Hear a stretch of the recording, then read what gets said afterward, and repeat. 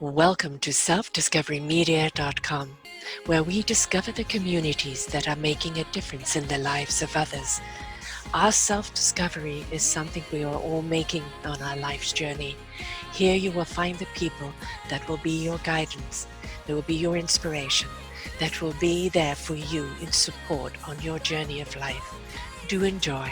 Our next show is... Good morning, good afternoon, and good evening, everybody. Welcome back to another edition of An Author's Kiss, and also Raising Our Gifted Children, as it covers both genres today, right here on selfdiscoverymedia.com. I'm your host, Sarah Troy, and my wonderful guest here is Virginia Sampson. She's written two books. One is The Compassion Magic, Turning Tragedy into Triumph, and another is Superhero Sam, Who Saves His Family. We're going to be talking about the books today and how it all came about. She says that superheroes are often role models for our children. They are looked up to because they are strong and they bend to their will. They can bend anything to their will. We see them as powerful. Is that the message we want to send to our children? What if we could show our children that power comes from being kind, compassionate, and thoughtful? It can be difficult to teach compassion to our children, especially right now. We can begin by planting those seeds about the power of compassion and showing them the simple ways to practice compassion. Virginia is a single parent to 4 children. Oh, bravo, my dear. When her husband died from ALS, and I'm so sorry about that, she had been a full-time caregiver to him for 3 years. Her children struggled to deal with their loss and the grief. 2 of them turned to alcohol and drugs. Virginia has faced many other challenges, such as being a victim of domestic violence.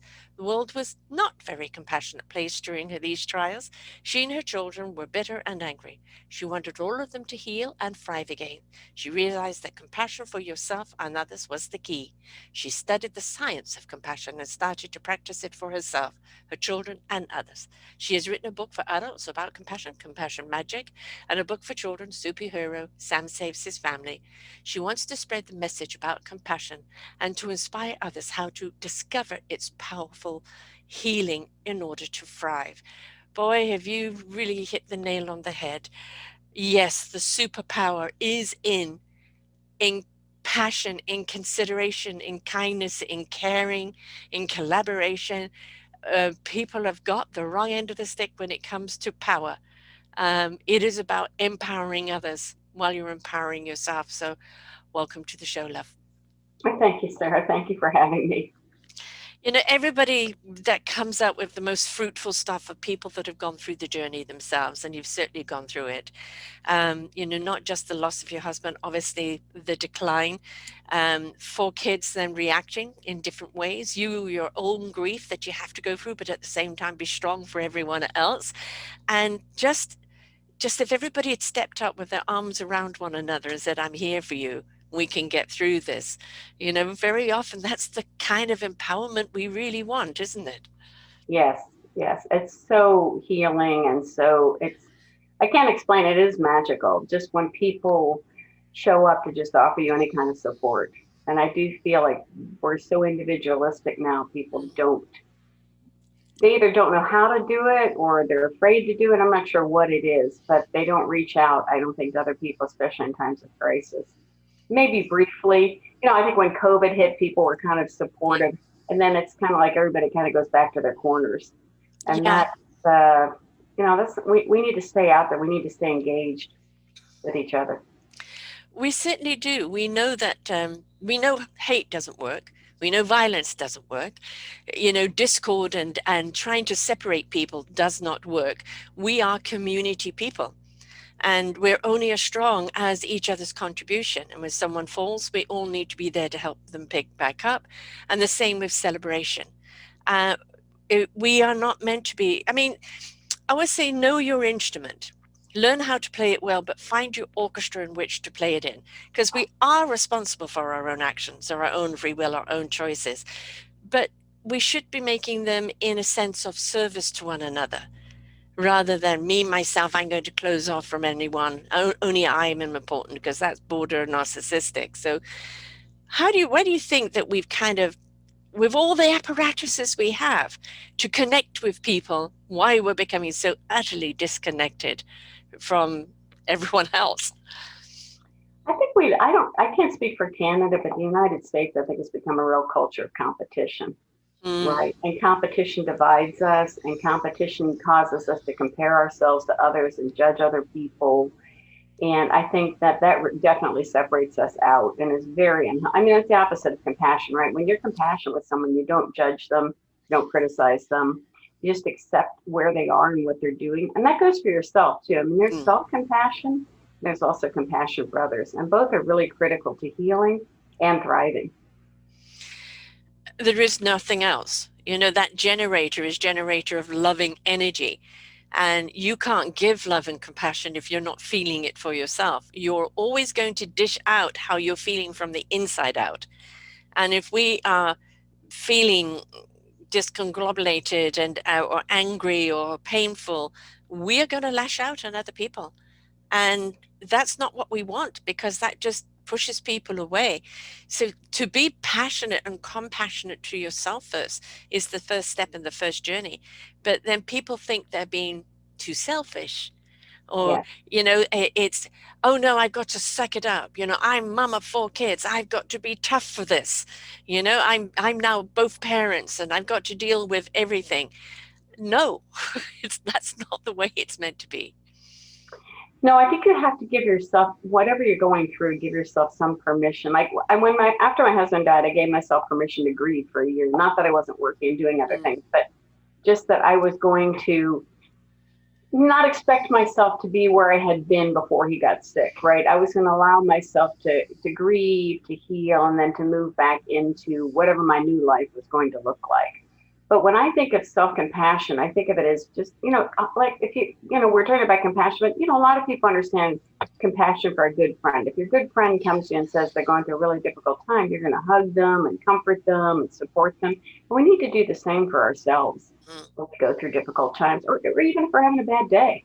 You know, don't judge yourself, don't criticize yourself. Emotions aren't bad, they're not wrong. It's just about accepting that and saying affirmations to yourself that comfort you, and so that you can heal and feel good about yourself. And you're right. Then from there, you can feel compassion for other people. I think Yeah. that's one reason we don't have as much compassion. Don't. I think people don't feel it as much for themselves. They don't have a good Mm, feeling inside themselves, so it is harder to do it. And if they do show people something, it's a lot of it's pity yeah. rather Yeah. than compassion, kind of like, well, I know you're not as good as I am, or, Mm, there's a judgment or a criticism to it rather than we're all in this together. There, but for the grace of God, go I, yeah. my grandparents used to say. That could be me there. We've lost a Yes. lot of that. We think, oh, they don't have an education, or they didn't do this, or they didn't do that. And that's just the antithesis of what we should be doing. We say our arms are long for a reason because they can wrap around ourselves, and it's okay to give yourself a hug. It really is. Anywhere, anytime. I don't care who's watching. Um, the big C's: compassion, collaboration, commitment, all of those are so very, very important. Willingness to change. Um, but as I said, we've become such a world where we can reach out to anybody anywhere in the world through social media or email or any Zoom or anything else nowadays. And we've become so disconnected to ourselves. And I think that for a long time, we've been chasing an illusion of what we should be or what is important in life. And we're not really stopping to ask ourselves, is society's expectation my expectation of self? Is what's important to someone else, should it be my expectation of what's important? Or can I make that choice for myself? And I think we're just the Pied Pipers out there playing the pipe and everybody is sheepishly following. And we just have to stop doing the following and start going in, pause, take the time. What's inside of you? Because all the answers are lying there. Well, and to have some other good role models, right? Mm. I mean, in this country, we really worship success and money, and we Oh, think that competition and, tromping on the other person is going to get us there. And it's actually yeah, the opposite of what will make yeah. you succeed. It is compassion, caring, helping other people that really lifts you up and lifts everyone else up. And I think that we don't value those people. We don't show them as role models or as superheroes for kids. They Yes, aren't a powerful person who helps someone. I mean, realize the superheroes help someone, but it's usually hitting and kicking and yes, something, awful like that rather than just simple acts of kindness. yeah. or consideration. And so I think I really wish we had some good role models for that. Yeah, certainly in the last few years there haven't been there, and been quite the opposite. Um, that's where it kind of falls back on the parenting, the at home. You know, we don't have control unless we really step up and vote for what goes on in the education, although education needs to radically change. Um, Church is meant to be a place of compassion and everyone being there, but it doesn't always seem to fit that agenda. And you know, anything on social media is very much about comparison. And I think one of the greatest gifts you can give yourself is to be vulnerable, and then to be secure in your vulnerability, to be vulnerable with others. But that means stripping away a whole load of stuff. And some people are just not willing to do that work, are they? No, and let's face it, it's very difficult. In fact, in my Compassion Magic book is the story of my journey, but not that I'm important, but just the idea that me being vulnerable, I hope it will help other people to open up and be vulnerable Okay, I'm just with going to correct you themselves. there. It's not that you're not important. You are important. It's your story and it reflects on other people's story. You're always important. Okay. Oh, thank you, sir. But I mean, I'm not a celebrity, and everybody's going to run out and go, "Oh, let me buy this book about Virginia Sampson." No, The I idea is, did it. well, It's honest and it's truly lived, and it doesn't have to have 10,000 tweets or, you know, the book of the month. It will be read by those that are ready to read it and honestly wanting to do the work. So that's one of the loops we're caught in, right? I'm not yeah, important unless I'm a celebrity. Balderdash. no, I couldn't agree with you more. And you're right. We do. I do tend to. We all tend to underestimate our accomplishments because we aren't big celebrities. But Mm, what I wanted to do in the book was be totally vulnerable, and then that kind of gives other permission to be vulnerable, yes, let other people permission, and then they can tell their stories because, well, someone else has done this or someone else felt this way, and it's okay. And I can share it because they're not going to judge me, they're not going to criticize me, and so it's just a great book, I think, in that sense, to read with groups if you want to be more connected to them, right? Because you can't help but share your story. And we all need to share our stories. That's I partly agree. how we heal. That's Yes, partly how we connect with other people. That's one of the powerful things about compassion. It helps us connect with other people. And one of our deepest biological needs is to connect with other people.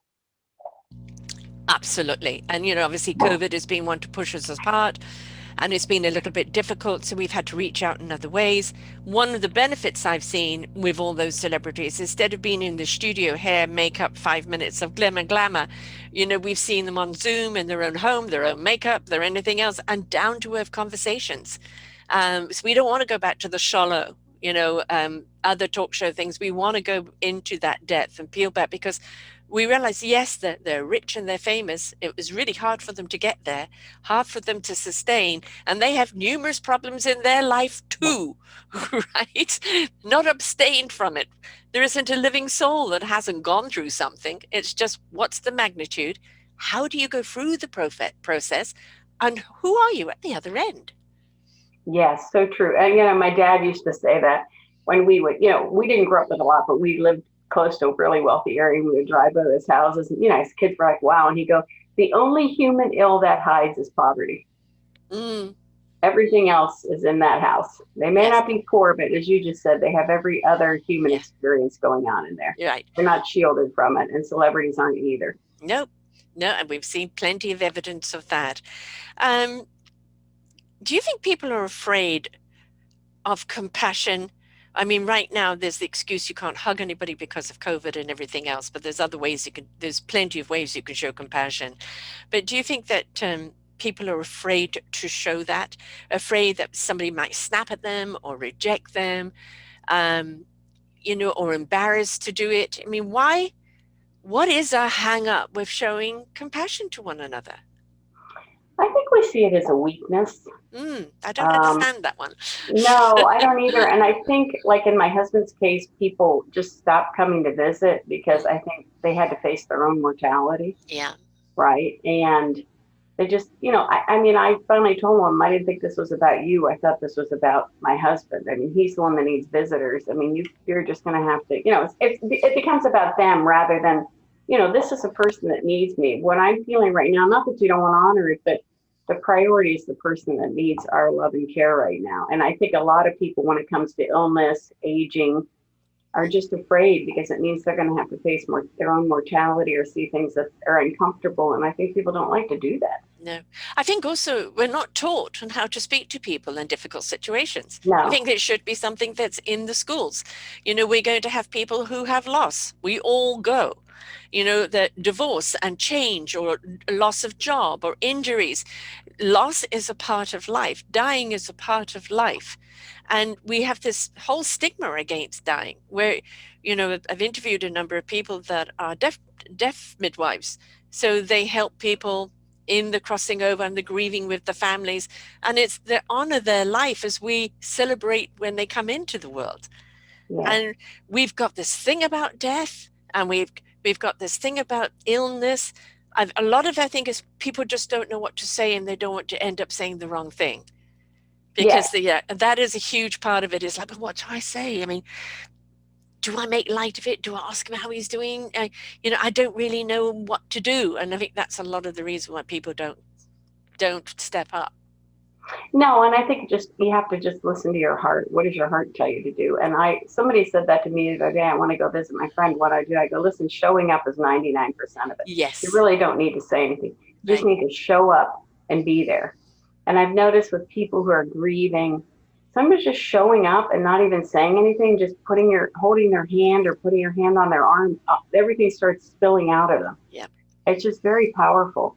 So we don't need to say things. And I do think we're afraid, what should we say? What will we do wrong? And I think, when somebody's dying like that, but like my kids went through something, I'll still don't understand this. Like my kids were in school and they were my two middle kids were kind of troublemakers, and none of their teachers were really kind to them, and they all knew what they were going through. I mean, one of yes, them told my youngest daughter she would never amount to anything. She was a I've had that. loser. Hmm. She was a terrible person. And all the time knowing what we were going through, and I'd have to go to these schools to meetings. I don't want to cry right now, but these teachers were terrible to my kids. And they'd start with, oh, I know you're going through a really difficult time, but, Yeah, and I realize they're not a social agency, but yeah, I think just a few kind words could have gone really a long way. I mean, obviously kids are acting out their grief. I mean, they don't know how to express it like we do. right. Hmm. And so I think just recognizing that and not judging them or criticizing them for it, because the more you get on them, the more they're going to act out. Yeah, because And there's an injustice there, yes, right? yes, Of course they're going to react to that. yes. I was in boarding school. My dad died when I was 11, and I went back to boarding school. And I said my dad had died, and these kids thought I had lied. And I kind of the momentum went about you're a liar, pants on fire, all of that type of Oh, thing. wow. And one day a teacher took me out of morning prayers, the morning prayers and everything we did with the principal. And apparently the principal ripped one up the other and down the other side with all the kids about their lack of compassion. And I never heard another word from the kids again after that. Mind you, they did try and dig a hole and plant me in it as a weed, but Oh, my. that was different. But I think they don't realize how mean they are, how inconsiderate they are, because if we're not teaching how to be compassionate, how to be, how to empathize with people, how to respect that someone who's going through a bad time, and if we can't help them, at least be kind. Yes. When we don't teach that in school, and it doesn't seem to be something that's taught much in homes anymore, and Yeah. I think that should be at the top of the curriculum. Be nice to each other. Respect. You don't have to agree. You don't even have to like, but you can be respectful. No, just simple acts of kindness. And I do think I'm not advocating for organized religion, but I do think when we had more organized religion, those were some of the values that you would get. Like I did. I know I got in Sunday school and in church, and I'm not saying everybody lived by them 100% of the Right. time, but they were messages, like your Yes. principal said. They were messages that would get you to think about and maybe recenter with being compassionate, being kind. We don't really have anyone doing that now because so many people aren't going to church anymore. Mm. Where are we getting those messages from? There's really nothing that's picked up the slack from organized religion that was at least, you would go there and realize, yes, I may not be doing it, but the message is I need to be kind, I need to be Yeah. compassionate. not judge. I think we have a big hole right now where that void has not been filled. Well, judgment, judge ye yet not be yourself judged. I think that is something that happens very, very early. And that is because they see parents judging each Yeah. other and everybody else around them, and they busy talk about them, or they judge the child. And you see, the child goes and just does what parents do. And we are not here to judge one another. We have no right. Now, we can comment to an action. We can hold people Yeah. accountable to an action, but we can't judge them because we haven't walked in their shoes. We don't know, why they're like that. But at the same time, also, they do need to take ownership of that action or ownership of those words. People think words don't hurt. Oh my God, they do. They're Oh, never no. forgotten. Never forgotten. No, they're very powerful, and I agree. They do need to, we don't need to judge them. I do think they should be accountable for how they act on their Yeah, emotions, but again, we don't know what they're going through. And right. I think sometimes when you're ready to judge somebody or criticize them, you think about that. How would I be if how do I know? Like with my husband was, I don't want, this sounds like a judgment, but he was very angry when he Mm, was sick. It wasn't like, oh, I'm so glad you're here taking care of me and this is wonderful, I'm home. And, he was very angry and he took it out on me and the kids. And when I really realized early on that I had to say to myself, how do I know how I would be if I was the one sitting in that chair watching my life ebb away, yeah. watching everything happen and I'm totally helpless. And so whenever I would feel that kind of anger well up, I would say that to myself. And that really, if you see somebody acting out or doing something, if you say that to yourself, it's very powerful. It really does bring you back to a place of compassion because you don't know how you would be. When you judge somebody, you're assuming, oh, I'd be handling it a lot better. Would you? That's a Yeah, pretty big assumption because you're not there. right.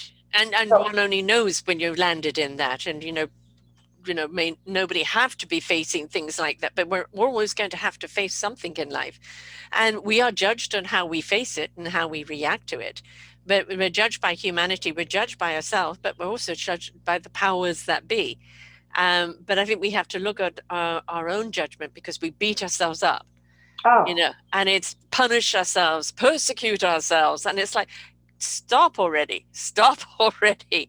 You want compassion and understanding from other people? Well, it starts with you, for you.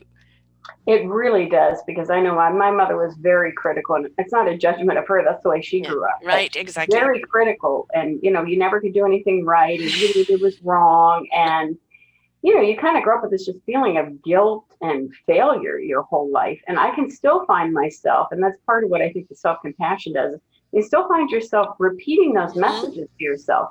And Hmm. so I just tell everyone to just stop and listen for 10 minutes. So what are you really saying to yourself? I still catch myself doing it a lot and then I have to stop. But you'll make a mistake and before you know it, you spun it into this whole thing in your head of you're a terrible person and you're not worthy. And we have to learn to stop that. We really do internalize so much of that. And it's so destructive to our physical and emotional health, to all of our well-being, and as you said, to how we come out into the world. Yes. Right? If you're judging and you're hateful toward yourself, what are you portraying to the rest of the world? What are you giving the rest of the world? Yeah. That's what you're projecting out to everyone. And those words, I mean, if we recorded ourselves and then played it back and went, oh my Oh, God, I wouldn't send that to anyone. Why have I said it to myself? it's Right? so And true. it's when it's silent in the mind and it says something, you feel it doesn't have any power. When it's spoken out loud and you have to own it, you've said it, now it's like it's in your face. So I'm always, as a coach, always encourage people to have those conversations taped in front of a mirror, and then see how your mirror feels, being called that, being Well, judged and in I that think way. we think it's normal. I mean, I just thought that's how everybody talked to Yeah, I themselves. know. And I didn't Yeah, even think there was any, I thought that's just how you talk to yourself. And you're right. Well, if I don't, this is supposed to be character building, right? Well, I thought yes. eventually I thought, well, if this is building my character, why do I feel so crappy all the time? And you're kind of Right. raised to What think kind of this is how character you are can you improve. building? Yeah. Yeah, but it doesn't really do that. And I No. think when you start listening to it, you realize, yeah, all I'm doing is tearing myself down. That's not Yes. helping anyone. No. No. And I think, just hit on a big word, no, is when you hear yourself saying that, just say no. I'm not interested in you voice. When people want more from you than you're able to give right now. No, sorry, unable to right now. You know, um, we become martyrish. I'm a huge victim of that. We become martyrish and sacrifice ourselves and our own feelings and everything else to please others at our own expense. And it's like, I'm tired of being strong, Yes. right? And you get to a point where I haven't got the strength for me, never mind for you. And you have to shut down and really do that work and rejuvenate yourself. And then know your boundaries when you come out the other side and what to say no to. And say no without any apology or without any guilt. Yes, I think people pleasing is not the same as being compassionate. We kind of confuse those two, Yeah. right? The people pleasing comes from an unhealthy place in us. Yes. And the need to be liked, the need to have whatever it may be. Whereas compassion is not comes No. not from an unhealthy place. So they're very different. And I think we kind of confuse those two. If I don't help this person, then I'm not being kind or compassionate. Setting boundaries is self-compassion, Yeah. right? Yes. And so when you get to a healthy place, I think you just kind of know what's a healthy way of helping and what's an unhealthy way of helping. Yes. We don't want people to be codependent on us. I mean, what we want to do is help people stand back up, feel Yeah. confident in their own steps, let them know that you're there if they feel wobbly or they're going to fall. But we can't walk it for them. And, we could be their cheerleader, we could be their sounding board, sometimes be their advice or mirror up what they're saying to themselves. But ultimately, we're there to help them stand on their own 2 feet. And we can do that compassionately. This thing, tough love, I don't understand how love has to be tough. Tough, love is compassion. It's caring, it's warmth, it's fluidity. Um, Firm love I'll go with, but not tough. Because I So feel I when think you get, compassion is setting boundaries, and I think yeah, that when they say tough love to me, it's the first time I thought, gosh, that's an oxymoron. But yeah, I think what I've taken that to mean is that you're going to set boundaries on what you're going to do for them, for their good and for your good, right? yes, You can't, like you said, you can't be codependent. You can't solve all their problems. You can't take it all on, and we women seem to want to do that. We seem to want to fix everything. I yes, know I've been a fixer. I'm going to fix this or fix that, and yes, even with my kids, I had to really learn to separate myself out from that because I was doing too much for them, and then they're not going to grow yeah, and learn the things that they need to do and become the person that they want to be. So I had to really step back from that too, especially when my husband was sick. After he was sick, I felt so guilty about the whole situation.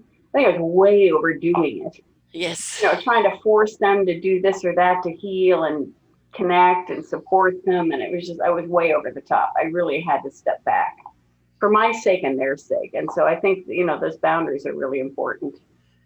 Yeah, and the grieving process is this not one size fits all. No. Or even one, set amount of time. Some people may appear that they've gone through the grieving quickly and it will hit them later at a different time period. Other people are really immersed in it for a long time. Where the difficulty is with grieving is you've got to grieve to go through the process, not to get stuck in it. Yeah. And that's where a lot of people kind of get stuck in the grieving, in the sorrow, in the pain, and they don't know how to move through it. We want you to feel it, feel the grief, to move through, back into living and life again, not to stay there. And that's a danger that we have to be aware of, isn't it? Yes, and I think the community can help with that Yeah. because I think one reason you get stuck is you get into why me and Mm. you kind of look around and everybody's doing so well and here you are without a husband or without your best friend or whatever it may be and then you get all angry, Yeah. right? And so you can kind of stay stuck in the anger phase too of like, and then when people try to be nice to you, you're like, well, you have everything, and you just get into that whole bad cycle. Mm, yeah. And I think people reaching out to you in a compassionate way and then you being compassionate with yourself to say, first of all, it's okay to be angry. Yeah. You feel like it's wrong, but it's not. And, that's what I found with compassion. It kind of healed me to be able to rejoin the world because I was really bitter and angry and I just didn't want to be any part of it. And then just slowly you start to heal when you forgive yourself. Because let's face it, you're not a perfect caregiver, you're not a perfect mother, you're not a perfect Yeah. person. And, we There is sin. no I don't such know thing why as we still perfection, do. right? Why are you putting that pressure on you? There's nothing that's perfect out there. Everything has a beautiful flaw. So you're flawsome. Yes. Oh, I love that. But so anyway, so yeah, I think you have to, yeah, you do work through that. You're so right. I think that's where people get stuck, and you Yeah, don't ever totally get over it. I like this analogy one friend said, your heart always has a hole in it, yeah, but the edges are smooth, not yes, rough anymore. yeah, And so, but you can move on to live. And even now I can cry if certain things happen out of the blue. yeah. Certain things can happen, and my husband's been gone for a long time. So, um, but I think that's very important. Yes, the grieving is important. And I went to a grief group at the church that I went to at the time, and that really helped me. Just being with people who knew what I was going through. And like sometimes I would go for the hour, I would just cry for the whole hour. Right. And nobody judged you. Okay, Yeah. she's No, it's having a her safe day. place. And Yeah, yeah, and I yeah. think if you're going through a difficult time, finding people that are going through that really help because you feel more comfortable to be vulnerable with them. Right. Back to that vulnerability, which is the greatest gift to yourself.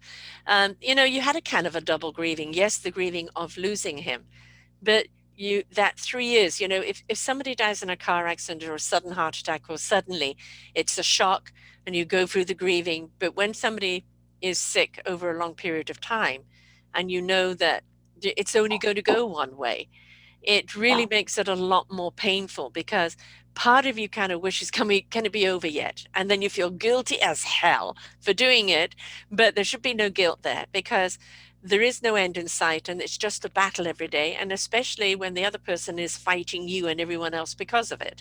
So yeah. you had that double grieving of the loss of him, but also of post-traumatic stress of what you went through and being his caregiver as well. Yeah, I think as I look back on it, I did. It was really because you can't when you're a caregiver, and I know there's a lot of people out there are caregivers now. You don't have time. You can't do the self compassion, right? Because you just don't have any time. You're running from one thing to the next 24/7. And with ALS, they don't sleep. Insomnia. They have insomnia. So it kind of when he was gone, it just all comes crashing down. All Yeah. those emotions that you've buried for the last 3 years, um, yeah, just overwhelm you. And so it's okay to spend them and it's okay to grieve. It's okay to let it go. And it's okay years down the road to still feel them because it was a loss, a double loss. So, but getting yourself back is where the priority is because you are still alive with still things to do. In your case, writing 2 books. So the compassionate book, which your story and how people can be compassionate, which, I just feel is the big C word that we need to have there above everything out there in the world. I don't like the word competition. I think it belongs to sports. And criticism, you can critique someone, but being critical can be judgmental. Um, and, I'm all into collaboration. Collaboration is the very, very important one. And I think if we could step up and do more of that collaboration, we would be so much more compassionate towards one another and understanding each other's needs and be able to step up in a meaningful purpose that makes a difference in the lives of others. But we've got to be willing to do it, though. Nobody else can do it for us. So, your book is one of those things that can guide people through that process, whatever they're going through, because sorrow is sorrow, grieving is grieving. Even the anger side of it is whether it's a loss of somebody or loss of something else, it just helps people go through it because you're reflecting on things that they have maybe not yet seen in themselves. Well, and I think compassion has a whole bunch of other positive emotions, and one of them, what you were talking about, that how you feel going through that is forgiveness, right? It's okay Yeah. to forgive yourself, and I think we feel we're narcissistic if we say nice Yes. things or if we let ourselves off easily. That's really not true. No. That's not narcissism. It's just being kind to yourself. And so when you were saying you get overwhelmed by these emotions, and a lot of it is anger and disappointment in yourself, it really is part of the healing process to forgive yourself and forgive others. Yes. And one of my big irritants is people that hold grudges, right? I mean, What a I waste of don't time. understand that. Yes, Yeah. it's a Yeah. waste of time, Yeah. it's a waste of energy, and Yeah. it's a bar. It prevents you from connecting with other people and connecting with yourself. You spend all this energy on being angry. And Yes. so you really do need to learn to forgive. I think that goes along with compassion because if you can't forgive yourself and other people, you can't be compassionate for them, right? No. No. And forgiveness is, why do I need to forgive them? They did this, they did that, right? You're not condoning what they did. You're forgiving them, the person, for the action that they did. You're also releasing yourself from the victimization, Mm. right? And if we don't remove ourselves from the victimization by forgiving, there now your healing starts. But if you're still carrying that gradual, unwilling to forgive, you're going to stay a victim, I whatever hadn't that. thought about that. That's a great point. Yeah. So who are you hurting now? You, not them anymore. You. Well, and you forgive them, but and there may be people you forgive and you decide I don't really want that person to be such a big part of my life. There's nothing wrong with that, No, but you that's can when you have forgive to and thread. goodbye. Yeah. Forgive Yeah. and forget. Yeah. I forgive you, but I just don't want to see you anymore. Yeah. I was watching Trevor Noah's, Daily Show last night, and he had somebody on that had been incarcerated for 18 years in seclusion for 18 years. Oh my And gosh. he, at the age of 13, 14, had shot a woman in the face. He was part of a gang, but he was so young. But anyway, he went to jail. He eventually came out. I'm not quite sure of the circumstances there. And he reached out to her to apologize. And she reached out to him and said, I want to know you. And they've formed a bond. And this isn't the first time I've heard this. Whereas, it was all those years ago. He's most certainly received his punishment. She's still alive. And if you can't forgive that action, you're not recognizing that someone can change. Now, Yeah. not everybody can change because it has to be a free will. You have to be willing to work on yourself to change. But when somebody's put that time in to change, why do we still keep punishing them for something they did way back then? Right? Yeah. Forgive, let it go. It doesn't mean you forget.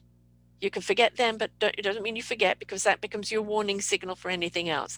But if you're going to stay in that grudge and that bitterness, and I've seen it in my own family, it Yeah. eats away at you. They've robbed you of your life, and you decided to be a victim. They're gone already. They're already on to someone else, right? So yeah. That's so true. I hadn't thought about that in terms of being a victim, but it's so true. You do become the victim then Mhm. of whatever they've done to you. Yes. And you can so easily get into that role forever. Yeah, absolutely. And some people do it for attention. Woe is me, right? Um, and if you're needing that attention, it's because you're not spending that attention on yourself. We can't escape the attention we need to put on ourselves. We can't escape that, can we? No, because that really does heal us and help us grow. Yeah. Like a child. A child isn't going to grow if they don't get love and kind words and compassion. And it's the same with us. You know, we Mhm. have an inner child too, but Oh, especially if you yes. didn't get that growing up, then you're not going to be able to become who you want to be or who you feel you want to become if you don't show yourself that love and compassion. Or believe in yourself. Yes, you can Yes. do it. You don't know until you try. Don't sell yourself short. You are important. No, and yeah, I think, and they've been doing a lot of research in the science of compassion at universities all over the world. Mhm. And they are finding that it's one of the key qualities to succeeding really in every area of your life. Absolutely. Relationships, professional, your health has tremendous health benefits. I start to think that maybe that's why we have seen so many illnesses, so many autoimmune diseases that are related to Yeah. inflammation, because they said that compassion actually uh, activates your vagus nerve, which reduces inflation. It lowers your blood pressure, your heart rate. And it releases oxytocin, which is Mm. kind of a feel good hormone. So, all of these things, there's a huge mind body connection. We tend to think of Yes. ourselves as mind and body. There's a huge connection, and compassion really fuels and heals our body. Yes. I did a show last week on, brainology in a sense, is that the brain is our mechanics. It is what makes everything work. It's why I can move my hands right now. The brain is the nerve endings that gets everything to move. The programming is in the mind. And everybody's concentrating on the mind and releasing the mind, releasing past pains and this and that. But if the brain is out of sync and not firing properly, it affects the discord, and the performance of the body. So sometimes when we're looking at the body and you go, I've got this health problem, immediately we want to go to what we think is the root of the problem, drug it, band-aid it, whatever, operate on it, where it could simply be that the brain is out of sync and not releasing the right ingredients into our body. And having that compassion is one of those because it calms the brain down. It's part of that equilibrium and it has things firing properly. So, yes, we do have to see ourselves from head to toe, inside and out. Yes, and I think finally we're getting away from that. I think people are starting to see ourselves as more integral. I mean, I think people here are practicing yoga more and some Yeah. meditation and things like that are becoming a little bit more mainstream that certainly weren't when I was growing up. Right. No. And I think that's a recognition that the mind and body are connected, and that when we soothe the mind, we're going to help heal the body. I think that's really powerful. Yes, it And is. even just practicing it a little bit, they say people meditate actually can change the chemistry in their brain in Oh, yeah. positive ways. Yes. So And, it's very powerful. it doesn't have to be cross-legged and hum-ha. No, It can, you could be riding your bike out, taking the dog for a walk, taking a swim, whatever calms you down and centers you, takes you to that inner place. And, we need to actually be able to meditate even amongst the chaos. Because if we only do it in quiet, silent places, that's the only time we know how to access it. If we can find a meditative state amongst the noise, then we know we always can go into that calm state no matter what's going on around us. oh, I couldn't agree with that more. And I think that's one reason that kept me from doing it for a long time is, well, I thought I can't really sit there that long, and then I thought, well, I keep getting all these kind of bad thoughts. I don't mean like Yeah, horrible, bad thoughts yeah, about myself or this or that. But the idea is just to let those pass through you. yes, You yeah, just don't let them get stuck in your head. You're going to have those thoughts. That doesn't mean you're not meditating properly or not getting a benefit from it. It's just let them pass, you yes. know. They're And I releasing, they're releasing, yes, right? They're leaving. Yeah, bye bye. and I think another piece that we really struggle with in our world is mindfulness, right? Being Yeah, present in the moment, yeah. right? Because we're so getting busy, you know, chastising ourselves for things that we've done or focusing on what we're going to do next, that being present Mhm. is so powerful and very healing. I mean, Yes. that's when you connect with people too. You're vulnerable and you're present, and we create very powerful connections with ourselves, with others, but that itself is very healing. Just You know, it, focusing on where we are right now and what we're doing. yeah, the gift of the present is in the now. And now is all you've got. Now, Yeah. if you look after now and you're seeding and watering and nurturing, those seeds will grow tomorrow, which will be your other now. So, yes, we can plan or water or seed or aim for tomorrow, but you're not meant to live in tomorrow because it's what you do today that's going to get you to tomorrow. And if you're still living in yesterday, dragging it along with you, it's weighing you down. You can't be present and you're nowhere going to get near to tomorrow. So, Oh, I love that. And I think that's where the forgiveness comes in. Just forgive yes, yourself for what you've done or you think you've done. You can be present. And I love that watering the seeds for tomorrow. I think a lot of that's cultural, right? We're yes, trained to achieve. yes. We're going to get the next degree, or we're going to get the next promotion, or we're going to get the next raise. And that's just so unhealthy for us in many ways. I think It's it back will to that happen, like you competitive. said, if you plant the seeds. Yeah, but that's back to the competitive thing. I've got to be important. I've got to have a big job with big money and a big house and a big car and flashy because that's the only way I'm going to count. And that, again, is balderdash. No. How many people I've interviewed that bought into that and said it was the heart attack or the divorce or losing everything or the cosmic 2x4, where they had to literally start all over again. And they were so grateful of it because this time they did it from their calling, their meaningful purpose, and they didn't buy into that package that's being sold. That's delusional and illusional Yeah. because nobody's meant to live like that, not happily, right? Oh, gosh. No, I think that's why they need more and more and more, because there's no sense of fulfillment from anything inside or from the relationships. Yeah, that you've heard the terminology avocado toasts. Yeah, the millennials that would rather go out and spend $15 on an avocado toast and enjoy each day in company, etc., than trying to save up to buy a house that's going to be forever out of their reach, right? I love that. So, I think they've kind of got the message is that, yes, you can work hard, go and do something you love, but it's about play. It's about community. My My one daughter's just had a baby, 6 weeks today. Um, Congratulations. yeah, I know, my first grandson. I just had the weekend with him. Oh, so nice. But she went back to school at 27. Um, Her husband's a wonderful support.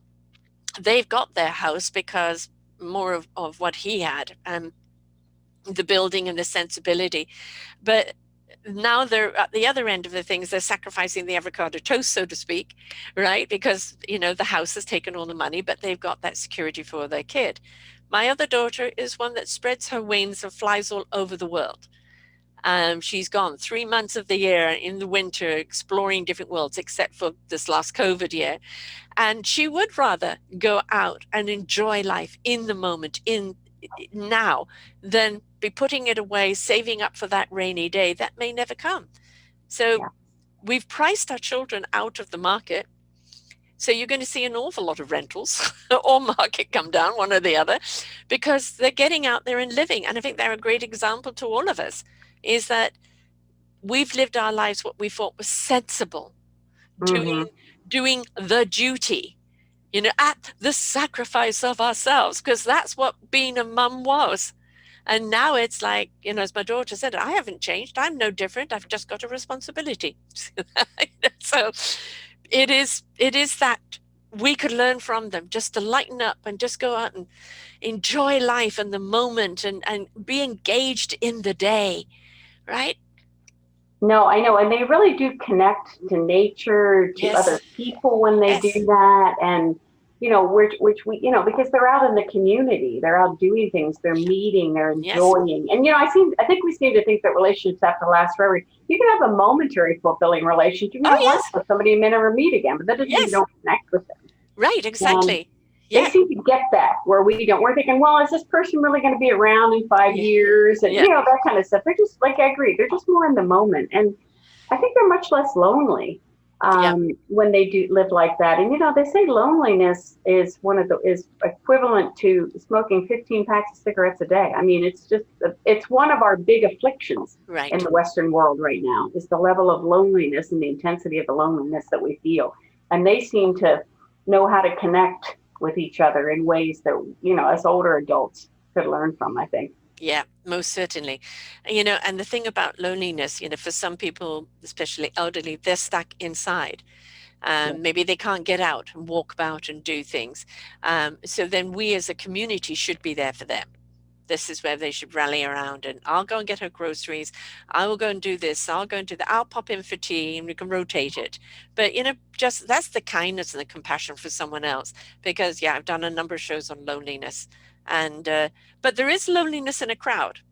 You Yes. could be lonely in a crowd where you just don't feel anybody's hearing you or seeing you. So don't just go out and be with people for the sake of being with people. Find your tribe that's in your groove and Yes, it be is through it. about connecting with people. And for some people, they're lonely. They're fine with one person. Other people need 10 people. It Yeah. really is very specific to the person what you need to not feel lonely. And I think this goes down to the elderly goes down. Remember, we used to have neighborhoods where you Yes. go chat with your neighbor. If you had Yes. an Over the elderly picket neighbor, you'd fence. go Yeah. see them. Yeah, Yeah. and I think we're missing a lot of that. I Yes. mean, the elderly people get isolated now because they don't know their neighbors and we're not out talking to them. And I think that's true of everybody. I mean, young moms are lonely. They're home with babies all day. So I think Yes. it's just it cuts across every spectrum. There was a wonderful, I don't know if it was a YouTube or an advertisement, but it's a woman in an elevator coming up to her apartment and trying to say hello to everyone, but they're all on their phones. And so Oh, she took her table and chairs and put it out in the hallway and knocked on everyone and said, potluck, and everybody coming with a bite of food and everyone getting to know each other. And sometimes you just got to reach out. But, it's don't talk to me. You could be a stranger. No, not everybody's a serial killer, you know, yeah. or out to get you. And how are you going to know who is what if you never communicate with people in the flesh, that it's always by the phone? Use the phone to set up an appointment for you all to get together.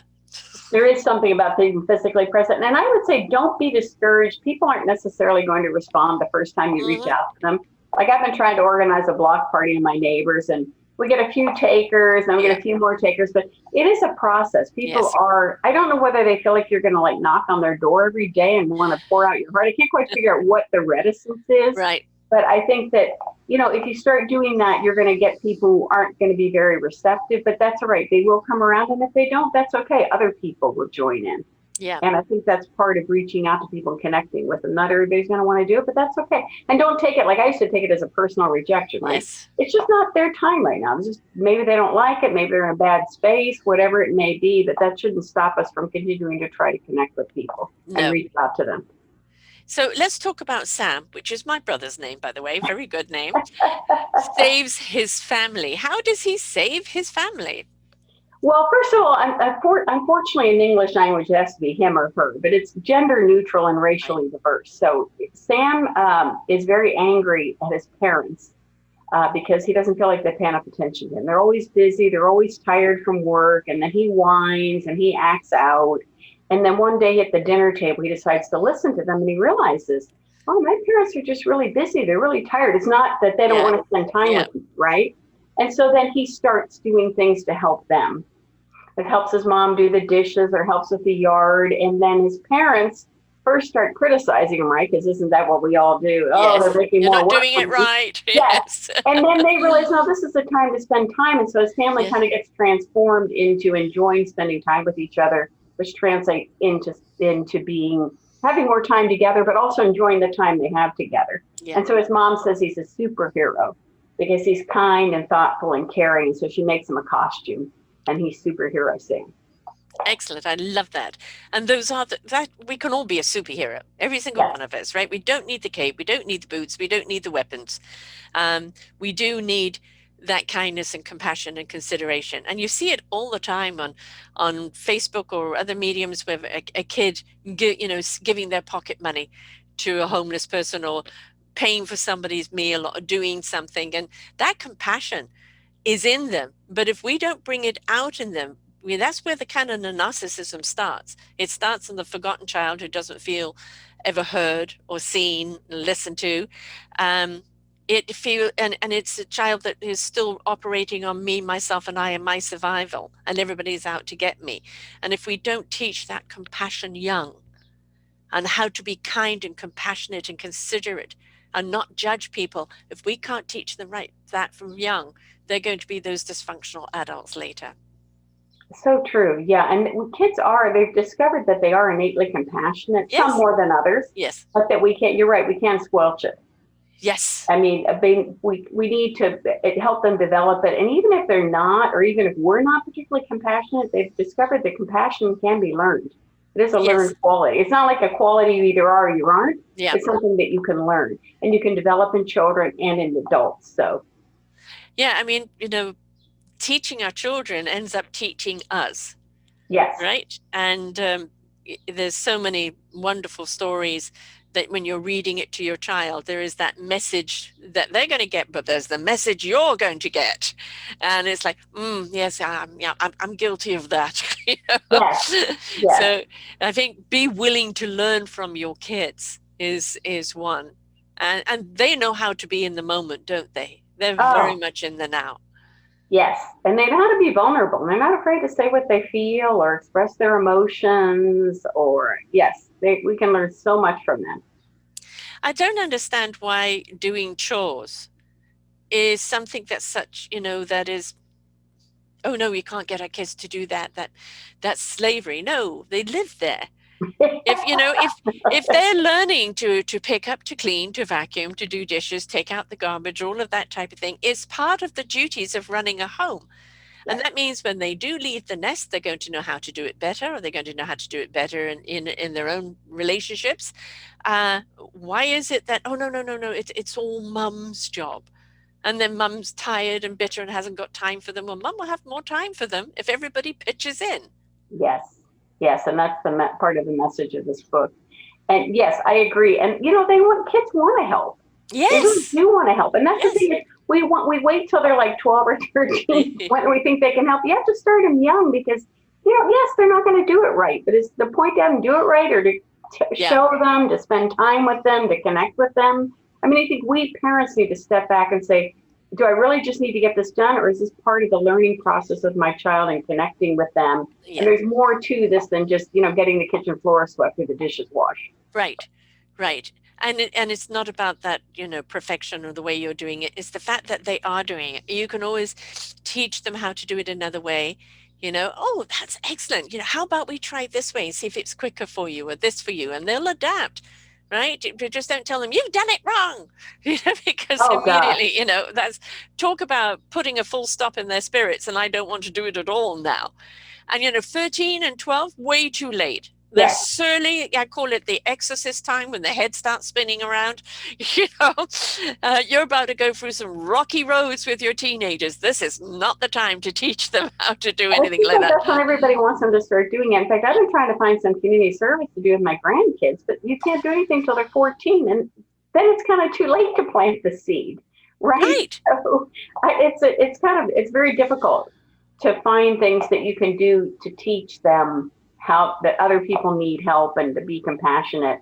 Because let's face it, we're all kind of isolated in our communities these days, COVID or Yeah. not, and we don't mingle with people who are from different circumstances than us. So I think that's one reason we have trouble with entitled children, right? They think that Yes. they don't have to do anything in the house, right? Everybody's here to serve them. And they don't recognize that there's a lot of people out there that don't have what they have. So you Mm, can tell them that, but nothing's as powerful as seeing it. yes.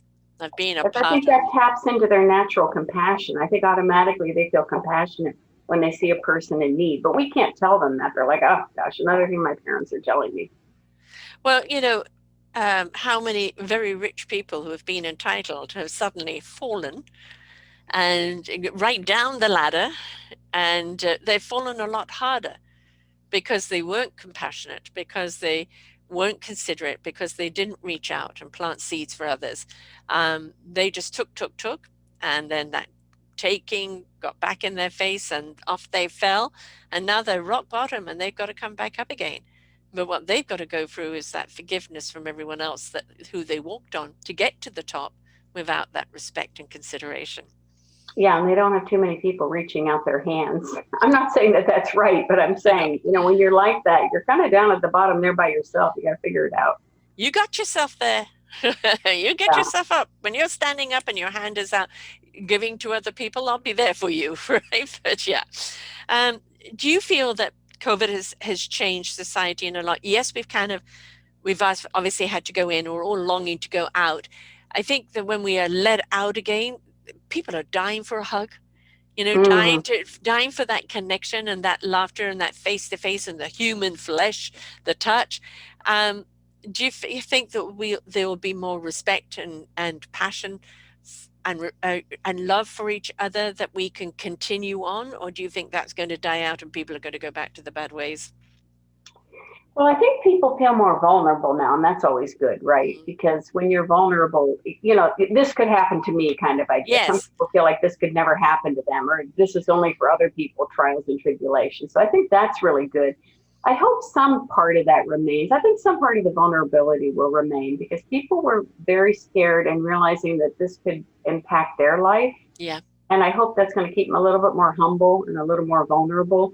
I do think we're going to kind of go back to a lot of the regular ways, but I think we've planted a deep seed with that. Right. Yes. And it's up to us to keep that seed watered and nurtured.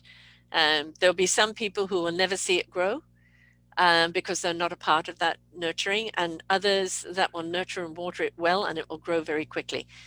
But that shift has begun, Yes. and this is what we need to encourage. And it starts with our children first. No, it starts with you. Find the compassion and the love for yourself. Heal yourself. Bring that beautiful, loving compassion to your children. Empower them to be powerful in their own lives by contribution, by compassion, by kindness, by sharing. And that is going to, seed and water a beautiful human being into one that really wants to share and give and be of service to the world. Yes, this Yes, comes because up I every think time. they'll feel the magic of it Yeah. and that will grow. Yes, I think for sure. And also, it doesn't have to be anything huge. Just asking the grocery store clerk, how are you today? Yes. I mean, I Yes. have heard stories when you just ask how they are. Not, I mean, people will pour their heart out to you, and Yeah, maybe they'll just be waiting for someone to say that they cared other than scanning your groceries. I mean, it doesn't have to be anything huge. Start very small and do what you feel comfortable with. And it's like they say it's like a pebble in the pond.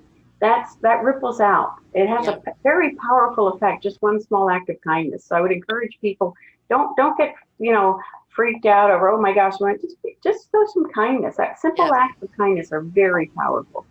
Very.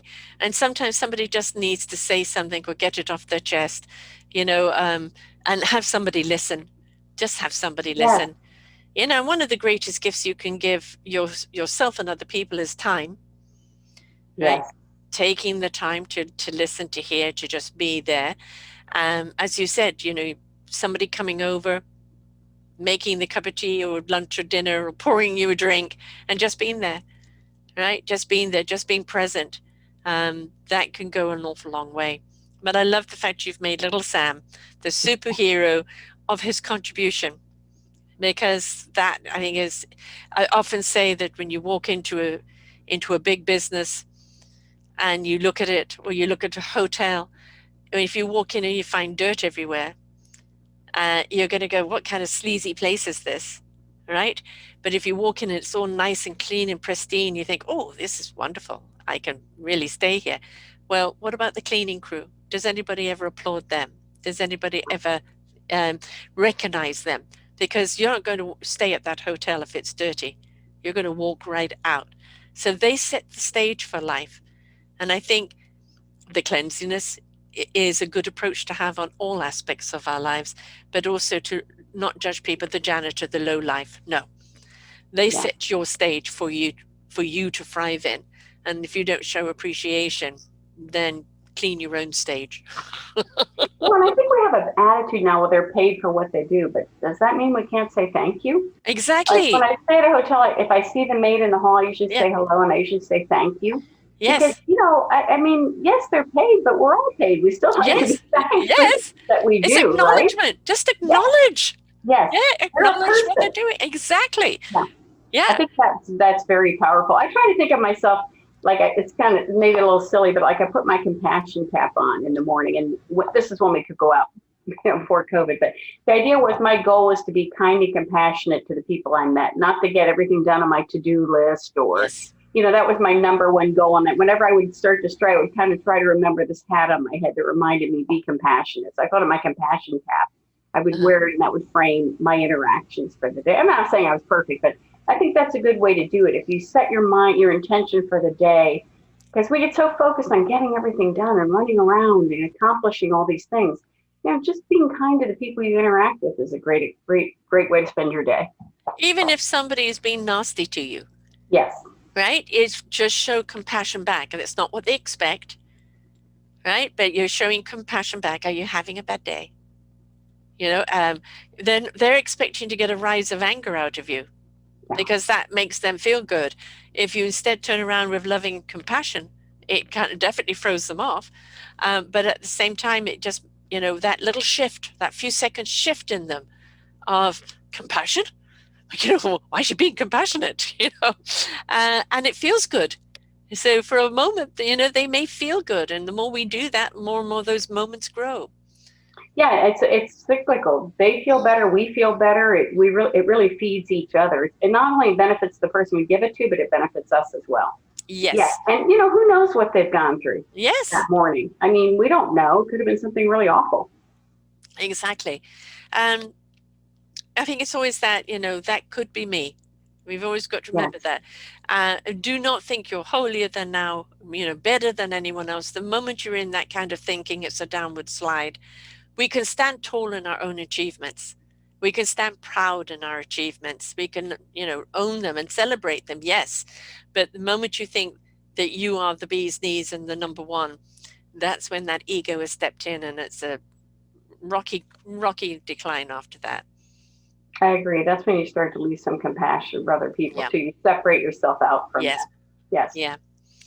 Well, this is wonderful. So, books for for the mums and dads and aunts and uncles out there that are going through everything, that grieving process, which is so, so, so important. We can't just suck it in and get on with life. I know, I'm a bit like that. And it is, you've got to have that grieving in order to release it. Otherwise, it's going to burst open somewhere else down the road, maybe in an opportune time. But in that permission to place value on yourself, that permission to love yourself, the permission to be compassionate with yourself, and carry that forward. So it's a really good message. And with little Sam being the little superhero, I mean, write more books about that of our little superheroes, things they do in the community, mowing someone's lawn, all of those beautiful acts, really define the human being. And it teaches them so much more about value, about respecting each other, but it also teaches the parents that are reading the books that, don't do it all, don't dictate, invite, Yeah. invite. Yes. How do people get hold of you, Hun, and where can they buy the books? So the books, I know you don't have Barnes and Noble in Canada, but we do have them here. They ship to Canada. They're on Amazon. They were out of stock of Compassion Magic for a while, but they're on Barnes and Noble. I think there's free shipping to Canada. You can find me. I've got on Facebook, on an Instagram, Compassion Magic. VirginiaHunterSampson.com is my website. I'm going to have an Etsy store soon for Sam and some behavioral program for compassion, a chart, and a crown and a cape, and all of that will be up and on Etsy. So I would say find me at Virginia Hunter Sampson or Compassion Magic on Instagram and Facebook. It's probably the best way to connect with me. And look at my webpage. The links are on there. And I'd love people to give me their feedback about the books.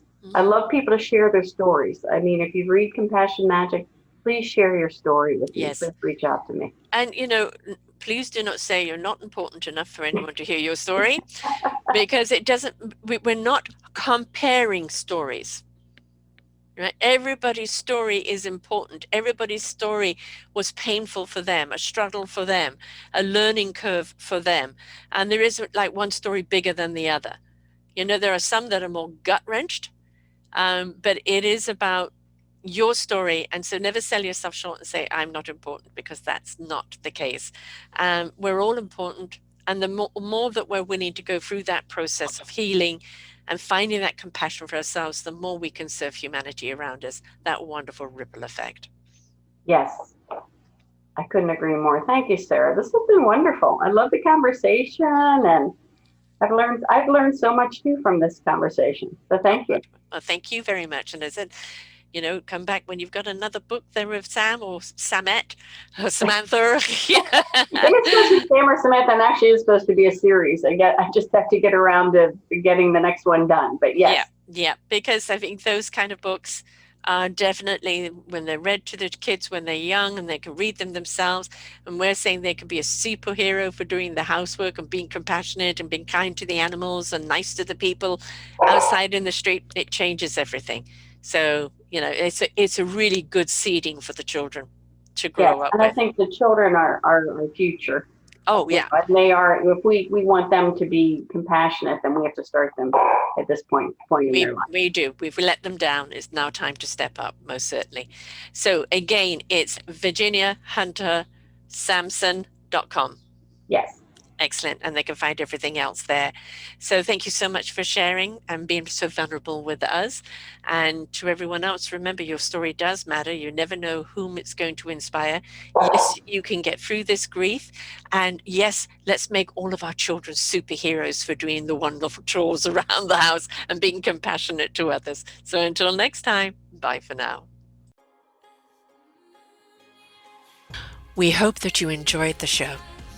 You will hear many, many shows here on selfdiscoverymedia.com. We have new shows for you out every week. Just find them on our podcast or What's New.